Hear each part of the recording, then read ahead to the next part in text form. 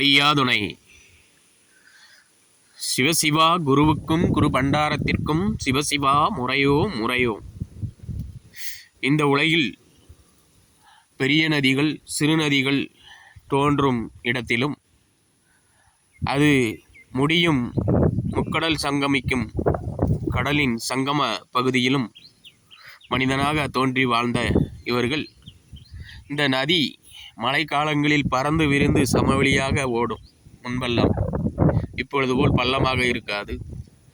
அப்படிப்பட்ட இடத்தில் உணவு தானியங்கள் இயற்கையின் கிருபையினால், ஐயாவுடைய கிருபையினால் தானாகவே தோன்றி விளைந்து இந்த மனித உயிர்களுக்கு உணவாக இருந்தது.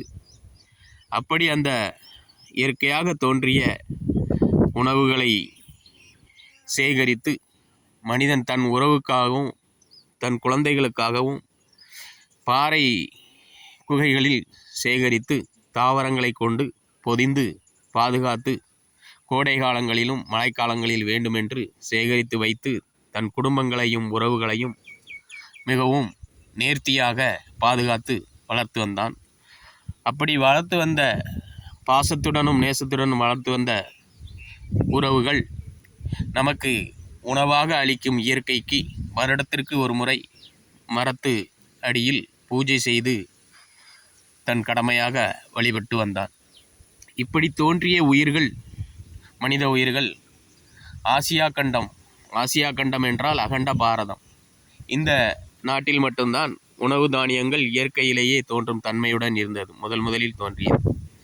உலகத்திற்கே இது கருப்பை போன்றது.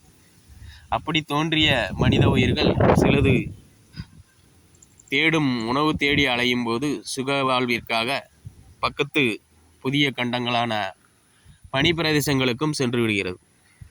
அங்கு சென்ற உயிரினங்கள் அங்கு சில குடும்பத்தை உற்பத்தி செய்து அங்கு தேவையான உணவு தானியங்கள் இல்லை என்றபோது யாசிப்பு வேண்டி நமது நாட்டில் உள்ள நதிக்கரையில் வாழ்ந்து கொண்டிருக்க குடும்பமாக வாழ்ந்து கொண்டிருந்த குடும்பங்களிடம் யாசிப்பு கேட்டு வந்தான். அப்படி மனிதன் அவன் யாசிப்பு கேட்டு கொடுத்தவுடன் அவனுக்கு மகிழ்ச்சி ஏற்பட்டு மனிதனை புகழ ஆரம்பித்தான். அப்படி புகழ்ந்ததில் மகிழ்ச்சியடைந்த மனிதன் தன் குழந்தைகளின் சந்தோஷத்திற்காக அவன் புகழ்வதை மிகவும் சந்தோஷமாக எதிர்கொண்டான். இதை பயன்படுத்திய அந்த யாசிப்பு கேட்டு வந்த மனிதன்தான் குரு. குருவுக்கும் குரு பண்டாரத்திற்கும் முறையோ முறையோ முறையோ. இப்படிப்பட்ட யாசிப்பை பெற்று அந்த குருவானவன் உழைத்து உணவுப் பொருட்களை ஏற்படுத்துவதை விட இப்படி யாசிப்பின் மூலம் அதிக உணவுப் பொருட்களை தக்க வைத்து அவன் குடும்பத்திற்கும் அவரை சார்ந்தவர்களும் மிகவும் சந்தோஷமாக வாழ்ந்து ஒரு இடத்தில் உருவாகி கொண்டே இருந்தார்கள். அப்படி உருவானவர்கள்தான் இந்த நாட்டில் எந்த மதத்துக்காரனாக இருந்தாலும் சரி, எந்த இந்து முஸ்லீம் கிறிஸ்தவன் பௌத்தன் என 1008 விதமாக கடவுள் பெயரை சொல்லி குருமார்கள் உருவானார்கள். இந்த 1008 விதமான கடவுள் பெயரை சொல்லி யாசிப்பின் மூலம் சொத்துக்களை சேர்த்தார்கள். கடவுள் பெயரை சொல்லி கோயில்கள் கட்டினார்கள். பார்த்திங்கன்னா, ஒரு சபை இருக்குன்னா இம்மானுவேல் சபைம்பாங்க, ஒரு தர்கா இருக்குன்னா பாத்திமா பிவி தர்காம்பாங்க. அதே மாதிரி தான் நமது கோயில்களிலும் சிவன் கோயில் என்பார்கள். ஆனால் உள்ளே பெயர் அந்த குருமார்களுடைய பெயரை வைத்திருப்பார்கள். இப்படி அவர்கள் சேர்த்த சொத்துக்கள் அவர்கள் குடும்பம் மட்டுமே அனுபவித்து நாளடைவில் மக்களை சித்து வித்தை என்று சொல்லக்கூடிய அவர்களுடைய குழந்தைகள் மீது வைத்திருந்த சந்தோஷத்தை பார்த்த குருமார்கள் அவர்களுக்கு சிறு சிறு இடர்களை செய்து தன்னை தேடி வர வைத்தார்கள். யாசிப்பு தேடி மக்களை தேடி வந்த குருமார்கள் அவர்களுக்கு ஒருடைய சித்து வித்தை என்று சொல்லக்கூடிய ஐயா சொல்லுவார், சித்து வித்தையை அறிய மாட்டார்கள் என்று. அந்த சித்து வித்தைகளை போதித்து அவர்கள் தன்னை தேடி, அதாவது ஆசியா கண்டத்தில் உள்ளவர்களைப் போல் பாசமானவர்கள் யாரும் இருக்க மாட்டார்கள்.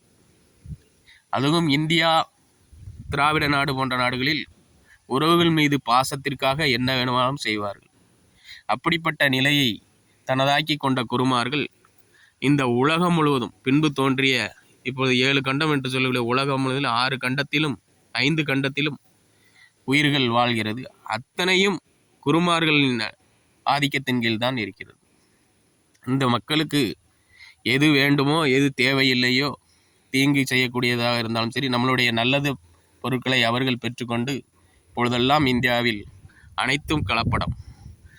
அனைத்து சக்தி நிறைந்த பொருள் விளைந்த நாடு என்றால் இந்தியா. இங்கே தழுக்காத கண்களே கிடையாது. விதையில்லாத பொருளை போட்டாலும் கூட நம் மண்ணில் வந்தால் விதை தோன்றிவிடும். அந்த அளவுக்கு சக்தி வாய்ந்த பூமியாக இந்தியா இருக்கிறது. இப்படி தன் உறவில் மீது கொண்ட பாசத்தினால் குருவின் சித்து வித்தைக்கு அடிமையாகி இந்த உலகம் பூரா பலவித மதங்களானாலும் இப்பொழுதும் அவர்களுக்கு தன் பாதி உழைப்பை கொடுத்து கொண்டிருக்கிறார்கள். காரணம், தன் உயிரை பேண நமக்கு எந்த இயக்கமும் இன்னும் அனுமதி கொடுக்கவில்லை. உயிர்நிலை என்றால் இதான், இதை இப்படி சாப்பிட்டால் நாம் அதிக நாள் வாழலாம் என்கிற நிலையை யாரும் கற்றுக் கொடுக்க விடாத அளவுக்கு அனைத்து குருமார்களுடைய இயக்கமும் ஒன்று சேர்ந்து மனிதனை அப்படியே வைத்து கொண்டிருக்கிறது.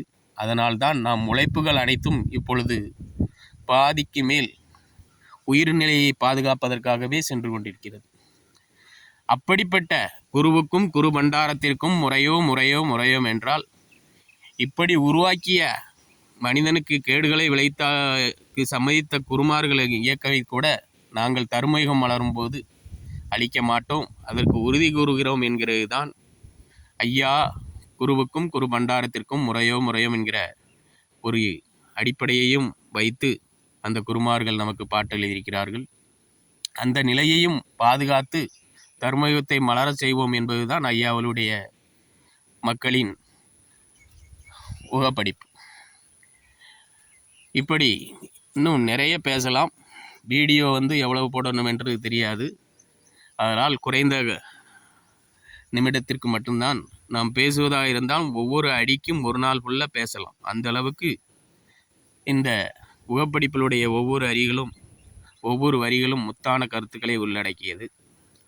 இப்படி நமக்கு குறைந்த காலகட்டத்தில் போதிப்பதை ஐயா இப்பொழுது இதன் வாயிலாக நாங்கள் தெரிவித்துக் கொள்கிறோம்.